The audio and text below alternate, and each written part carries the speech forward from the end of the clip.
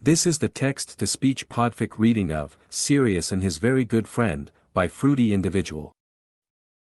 Chapter 1, Always. Harry couldn't quite believe the sequence of events that led him to his seat at the kitchen table at 12 Grimmauld Place. He'd received the letter from the ministry only yesterday, that he was allowed to come live with his godfather. And he'd only just finished reading the letter when the low rumble of a motorbike echoed through the quiet street outside No. 4 Privet Drive and thick, black boots kicked open the front door. And now, Harry's cold hands gripped a steaming cup of tea as he studied the man sitting across from him. His face betrayed his age, dark circles and jutting cheekbones making him seem older than 35. His black hair was muted, and a permanent worry tugged at the corners of his lips. But his eyes were those of a boy, bright and sharp. Sirius Black was a puzzle, as Harry had come to know. So, Harry tried for casual conversation. "How are things?" Sirius's lips now tugged upwards in sly, secret amusement. "Fair." Harry sipped his tea quietly. So much hung heavily in the air between them. There was so much history that Harry had never been privy to, a cavernous past that settled into every word Sirius said, every glance. As though the man was reliving his early years through Harry's very existence, through the history between him and those Harry had never had a chance to know. History that ran deep like the soil outside, soaking up every bit of the torrential rain pouring over London that night. The silence was uncomfortable, the awkwardness was palatable, painful. And then the front door creaked open and Sirius was out of his chair in a flash, darting out of the kitchen and towards the foyer. Harry turned in his seat as he heard the hushed murmurings of two men. "Feeling all right?" "Grand." He heard Sirius chuckle. "Well, now I'm really worried." There was a sigh and a pause. "He's here." "That's excellent." Fabric shuffled as a coat was likely tugged off and the tap of a cane echoed down the hall. "You all right with the stairs?" A pause. "Go have a lie down. I'll bring up a cuppa." Another pause, followed by the sound of fabric rustling. And the stairs creaked as feet climbed them and Sirius made his way back into the kitchen and twitched on the kettle. "Who's that?" Harry asked. "Oh," Sirius exhaled, casually leaning against the counter, and twirling a spoon between his fingers. "Remus." "Ah," Harry replied stupidly. "He's visiting." Again, Sirius's lips tugged in sly amusement as his index finger rubbed his bottom lip in thought. No." He grabbed an empty cup from the cupboard and studied it in his hands. "Lives here, actually." Harry shrugged. "That's nice. He's missed at school." "Yep," the man replied, popping the think he quite liked teaching you idiots." Silence once again hung heavily between them until the kettle beeped, the cup was made, and Sirius was off down the hall and up the stairs. When Sirius returned to his seat at the table, Harry's tea was cold, and he couldn't take it anymore. "Tell me something." Sirius's head shot up in surprise as Harry's voice broke the thick quiet. "Like what?" "Like, I don't know, like about you all in school together," Harry said. "You and Lupin are still friends. I'm sure you've been reminiscing together. What's a favorite story of yours?" Now Sirius was smiling unabashedly. James was the same, no beating around the bush. "See, like that." Harry replied exasperatedly. "I know nothing about what you all were like when you were my age." "All right." Sirius sat back in his chair, rubbing a slender finger along his bottom lip in thought. "I wouldn't say it's a favorite, but looking back I do find it rather hilarious." Harry set aside his cold tea and clasped his hands on the table, settled in for a story with ears keen and eyes bright. "Our 5th year, James and I got back from Quidditch practice and found Remus pacing our dorm room. He's always had an affinity for chocolate, you see, and it appeared he'd eaten a few from an odd-looking box. So, we walk in and Remus is all flustered and babbling on about love and other sappy shit, sorry, crap, and I shake him by the shoulders until he explains himself and he states that he's in love with our friend, Marlene, and that he has to go find her. Harry laughed. Oh, that's brilliant. Not to me. I was fuming. How come? Asked Harry. Well, you know, Sirius stuttered. Obviously this was a cruel prank, and while I was rather clever at most things, potions was a weak point. So, unfortunately, we had to ask my brother for help. Regulus? Sirius hummed. We were closer that year. The year before I left. But, anyways, Mooney wouldn't stop waxing poetically, going on and on about Marlene's gorgeous, silky hair and her huge eyes and how mean she was. Fun fact, Remus has an affinity for difficult people. I certainly do, interrupted a voice. Remus Lupin's slim form darkened the doorway into the kitchen as he shakily leaned on his cane. How are you, Harry? Brilliant, he replied with a smile.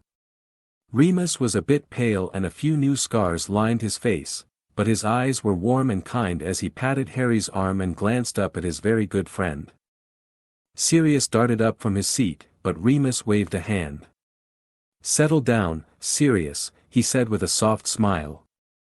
I can manage a chair. How've things been? Asked Harry, repeating the question he had posed to Sirius earlier. And then Remus reenacted the same, sly smirk that Sirius so famously wore. All right. Had a rough full the other night, added Sirius as he returned Remus's gaze. Something warm like summer flickered across his expression, though Harry couldn't quite place the emotion behind it. I'm grand, he sighed, settling into a seat across from Sirius. Just here for story time. Sirius wagged a finger at the boy. Harry, never trust an Irishman when they say they're grand.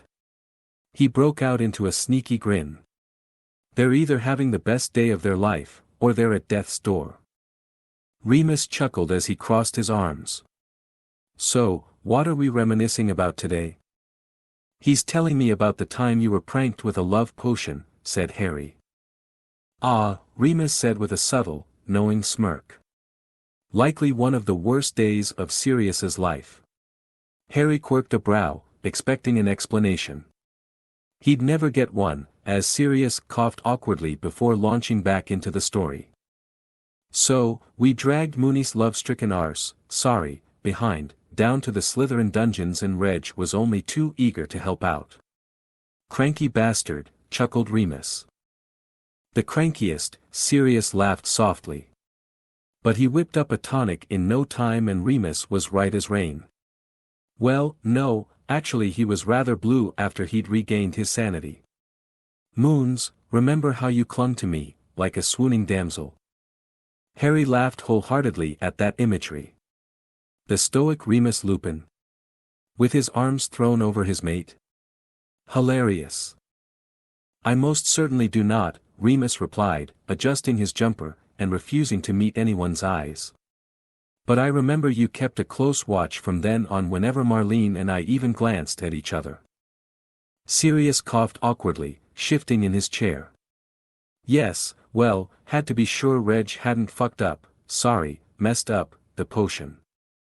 Remus hummed, resting back in his seat with a slight grimace but gaze full of, something unsaid.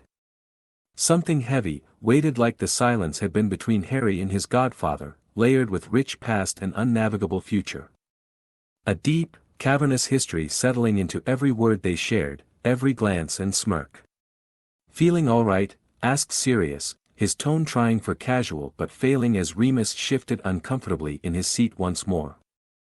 Gray, fine, he chuckled softly. Think I'll call it a night, though. He stood slowly as Sirius darted up from his chair and let Remus lean on his shoulder until he had his cane and his bearings. Remus let his free hand travel down Sirius's jumper and settle at the small of his back as Sirius leaned his head in towards Remus's neck and whispered something Harry couldn't make out. But the two of them parted quickly as Remus shuffled out, throwing Harry a quick good night and making his way up the stairs. Oh, if the guest room's taken, I've no problem with the couch, Harry said, feeling uneasy at the thought of being an inconvenience. Sirius coughed once more, sitting back down and casually studying his fingers. "Ah, that won't be necessary." Harry was, once again, a bit confused. "I thought you said there were only 2 bedrooms that were fit for human habitation." Yes, did say that, didn't I?" Sirius focused his gaze on the crackling fire. "Well, Lupin and I share." Harry's eyebrows knitted in confusion. But he tallied everything up, everything. Every photo he'd ever seen of his dad and his friends always depicted Sirius and Remus joined at the hip. Then, 2 years ago, their embrace in the shrieking shack. Their playful digs and quips, perhaps more than merely friendly. And then there was the story Sirius had just told. And the way Remus's hand had just touched his back assuredly, gently, fondly. The cups of tea and questions and Sirius's fretting. Sirius Black was terrifying and brilliant, but a fretter. "Oh. So," Harry began slowly. "You too?" Sirius smiled warmly, the corners of his eyes tugging up as if they were also smiling. "Yeah. How did, when you were in school? And now, still?" "Always," he stated. Harry nodded, still unraveling all he knew, all he'd witnessed, all he'd heard and seen over the past couple of years. "How does that work?" Sirius hummed in thought, his finger once again traveling up to his lip. "I love Remus like James loved Lily," he stated. "And how you might love someone one day." Again, Harry nodded. "Would you mind telling me some more stories tomorrow?" Sirius smiled brightly, rising from his seat and stretching his arms as he cleared the table of their mugs and wrapped an arm around Harry's shoulder. "I'd love to," he said as they reached the stairs. "I'm made of stories." Chapter 2, Darling. Harry was quite delighted by how things had fallen perfectly into place lately. While the world outside was cruel, he had people to fall back on. While life was tough and he had to become tough to live it, he never had to be anything other than a boy under the roof of 12 Grimmauld Place. No, there he could just be Harry, a kid of 15 with poor eyesight and unruly hair, who loved his friends, his godfather, and his godfather's very good friend. Of course, he was well aware of the extent of their friendship, or, rather, where the thread of their friendship ended and the red ribbon of their relationship began. There were jokes traded and memories recalled in front of the grand fireplace in the sitting room of the dreary home. The warm, amber light chased the murky shadows and bleak history from every corner of the home as Sirius's bright laugh and Hermione's hidden amusement washed over the gathering.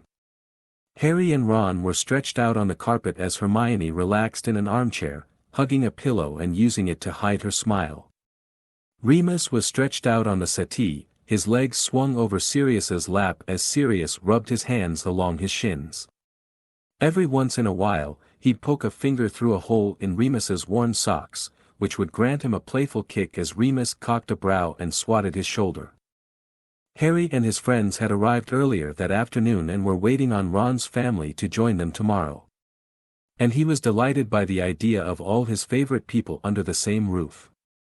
Sirius was slightly less enthusiastic about the idea of Molly Weasley's visit. Remus was stoic and quiet as usual, though Sirius had divulged to Harry that Remus tended to save his unsavory thoughts for when the two of them were alone.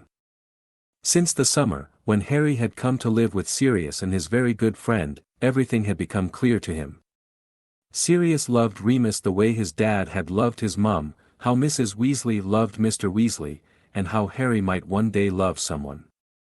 And now, the weighted glances, the jokes they traded, and even the smirks they shared were easily translated by Harry. As if he was now privy to a language only the two of them spoke, and while he wasn't yet fluent, he picked up quite a bit of their silent conversations. For example, when Molly Weasley stepped through their front door the next morning, Harry noted the way Remus's grip on his cane grew tighter as his free hand tapped Sirius's shoulder lightly. Sirius looked absolutely pained as he returned Molly's hug and led her back through the hall and into the kitchen. "Tea, dears?" she asked, setting down their bags on the table and searching in earnest for the kettle. "Top shelf on the left," said Remus as he settled into a chair. He still seemed a bit drained from the full last Saturday. But they both did nowadays. Sirius sat in the chair beside him, his black hair a bit less kept than usual, the plum color of exhaustion circling his bright eyes. But he smiled subtly, warmly, as Harry saw his arms shift under the table. And he would bet all the galleons in his Gringotts vault that Sirius's hands were wrapped around those of his very good friend. Harry and Ron sat across from his godfather as Hermione grabbed mugs from the cupboard and scurried around the tiny kitchen. Mr. Weasley came through and settled into a seat at the head of the long table. "How've things been?" he asked, gesturing toward Sirius. "Since the last meeting?" Sirius leaned back in his chair, seeming quite a bit more relaxed. But that was how Mr. Weasley operated, always quick to diffuse tension and eager to bring smiles to faces. "Quite well," Sirius replied, a smile tugging at his lips.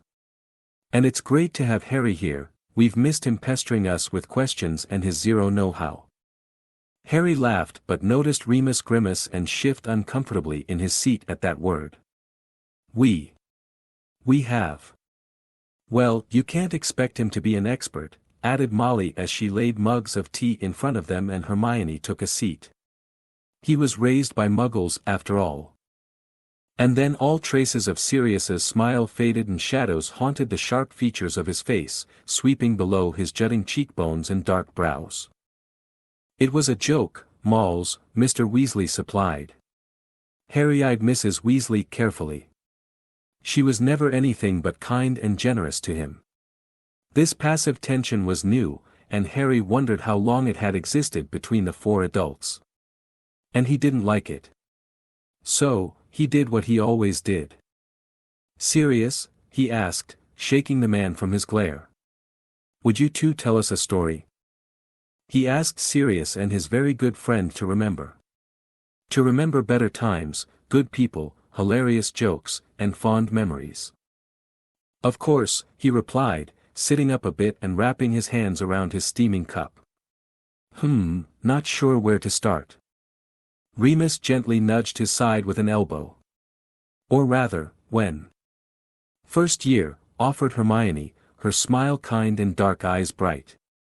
Molly sat down next to her husband as he wrapped an arm around the back of her chair.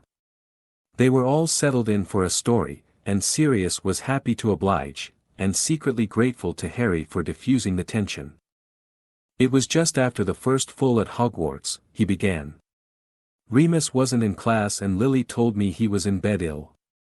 Of course, we barely knew each other at this point. All I knew about you and James was that you were spoiled, arrogant and loud," chuckled Remus. "Christ, were you too loud?" Sirius patted his shoulder and smiled, his eyes focused on the cup of tea before him. "We really were. But that morning I really tried to be quiet, sneaking up on you tucked up in bed. I definitely succeeded, you were pretty surprised to see me. That tends to happen when you wake up to an idiot pretending to hold a gun in your face, threatening violence unless you lick him." Harry nearly choked on his tea. "I'm sorry, you what?" Sirius laughed, rubbing his neck with a hand. "I had gotten into a bit of trouble the night before and was supposed to have janitorial detention for the next week. So, being the genius I was, I figured if Remus got me ill, I could skip out on punishment." Remus nodded slowly, sipping his tea and smiling discreetly. "I said, no, obviously, I wasn't ill in that sense. But he wouldn't he wouldn't let up. So, I licked his face." The group all laughed in shock, Ron coughing a bit and Molly wheezing and Mr. Weasley beaming at all the smiles in the room. "Of course, my plan didn't work," Sirius said. "And I had detention all week." "I don't know," Remus said softly, so quietly Harry could only just make out the words. "Your long-term plan worked somewhat, didn't it?" Harry saw Sirius's arms shift again under the table as Molly and her husband engaged Hermione and Ron in a discussion regarding academics. "Your hip bothering you?" Harry heard Sirius ask under his breath. He peeked discreetly under the table and sure enough, Sirius's palm and thumb were rubbing up and down Remus's thigh, circling his knee.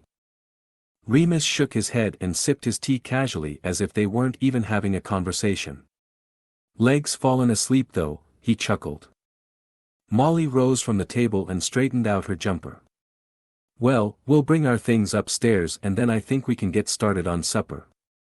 Remus began to rise from his seat but Sirius quickly placed a hand on his shoulder, keeping him seated and grabbing his cup from his hand. I've got it, darling.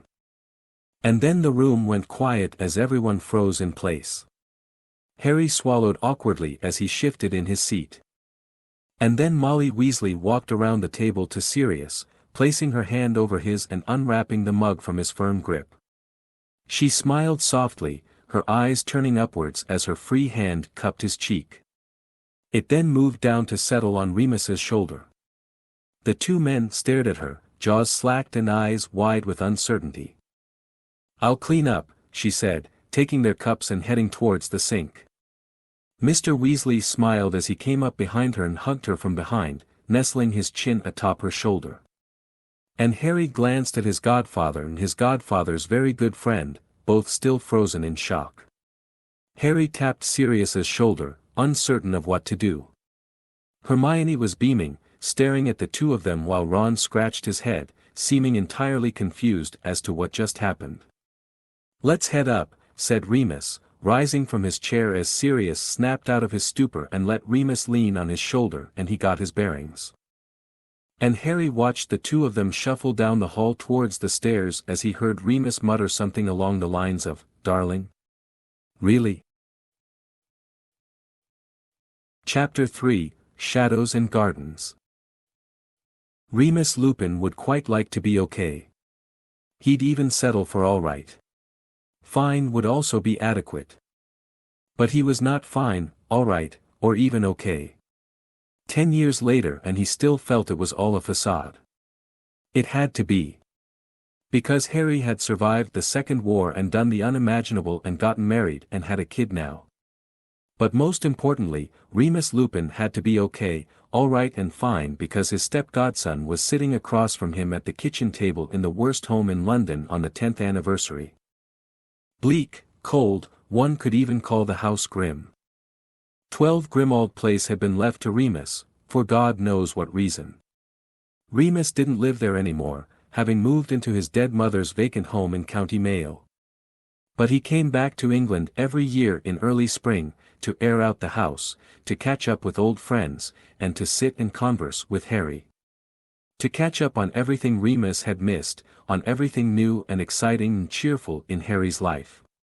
And then Harry asked him what he always did when seated at the table with 2 cups of tea and a weighted history settled in the air between them.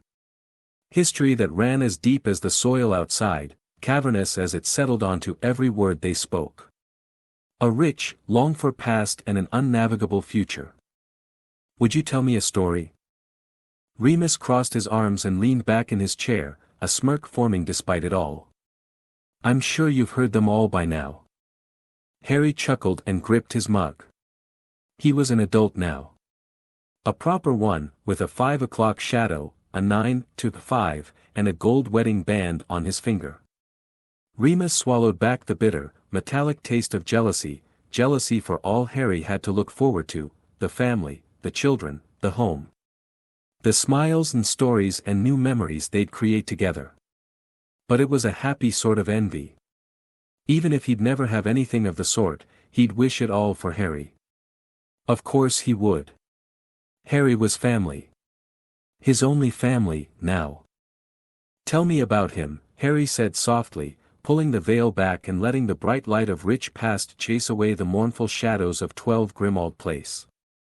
Something I don't know.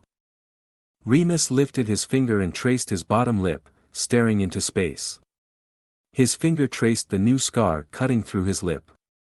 It wasn't as bad as some, but when he'd woken alone from a rough full-on scratchy floorboards in the attic with his lip bleeding, he thought of how it would have just given him another reason to kiss him. Oh, moons, this one's my new favorite. And that had hurt more than the cut slicing from his chin through his lip.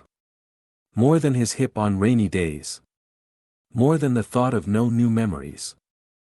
He'd always done that, made him feel taken care of. It was a part of him that no one else save Harry was ever privy to, the generous heart and kind eyes and sweet words pouring from the lips of Sirius Black. Every syllable always intentional. To be loved by Sirius Black was special. "I've got one," Remus said. "Follow me." Remus trudged slowly up the creaking stairs with Harry hot on his trail as he led him out the back door into the tiny garden behind the bleak home. It was the opposite of Grimmauld Place. Warm and bright and green.